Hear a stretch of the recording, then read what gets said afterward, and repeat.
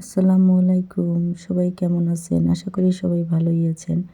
আমি আজকে দেখাবো মহিষের ভুঁড়ি রান্না করা।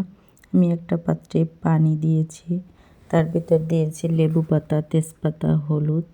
আগে থেকেই রেডি করে রাখা এই মহিষের ভুঁড়ি। লেবু পাতা দিয়েছি যাতে ভুঁড়ির ঘ্রাণটা না থাকে, যে ভালোভাবে ফুটিয়ে এবার এটাকে আমি ধুয়ে নেব। এখানে একটু গরম মশলা করব। এখানে নিয়েছি স্টার অ্যানিস, গোলমরিচ, এলাচ, দারচিনি, লং, জয়ফল, জয়ত্রী,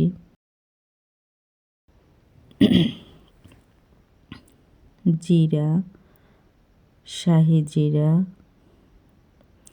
শুকনো মরিচ। এটা দিয়ে একটু গরম মশলা করে নেব।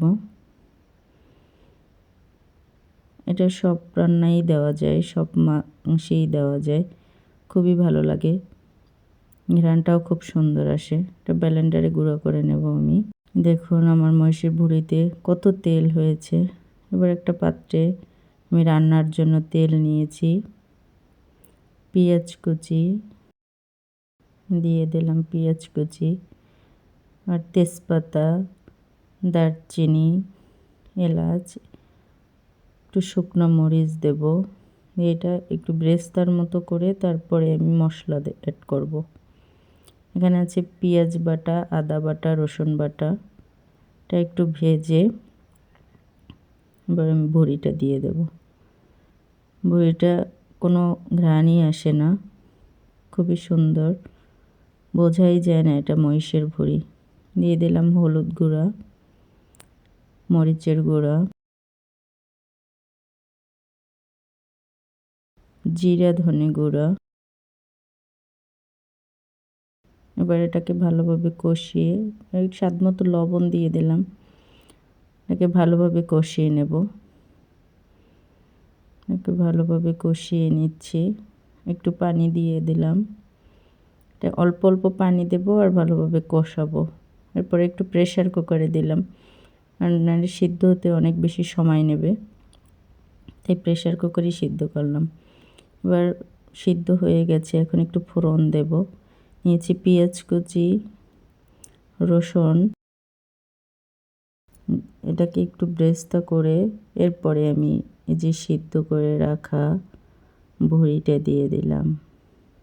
দেখুন কি সুন্দর হয়েছে দেখতে, খুব ভালোভাবে এটা সিদ্ধ হয়েছে।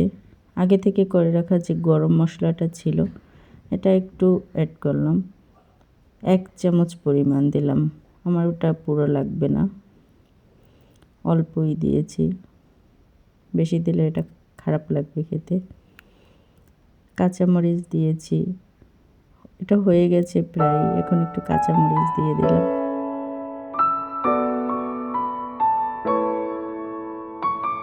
খুবই সুন্দর হয়েছে দেখতে, নিশ্চয়ই খেতেও অনেক মজা হবে। আমি এখনো টেস্ট করিনি,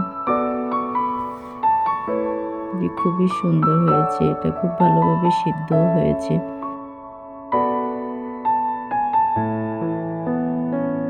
এই দেখুন দেখতে খুবই সুন্দর।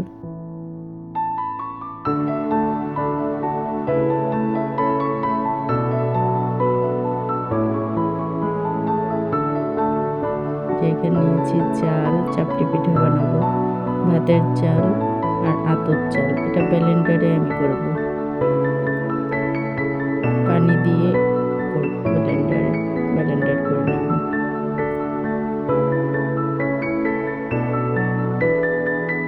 ব্লেন্ডার করে নিলাম, দেখুন কি সুন্দর হয়েছে।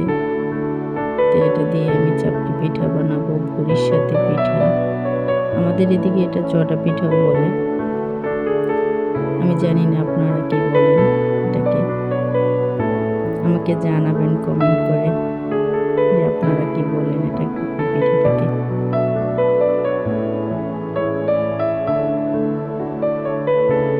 এই যে আমি লোহার একটা তাওয়া নিয়েছি, একটু তেল ব্রাশ করে দিলাম। একটু তেল ব্রাশ করে না দিলে উঠবে না ভালোভাবে।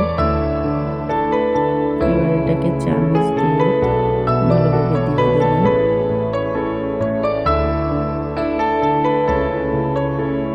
এটা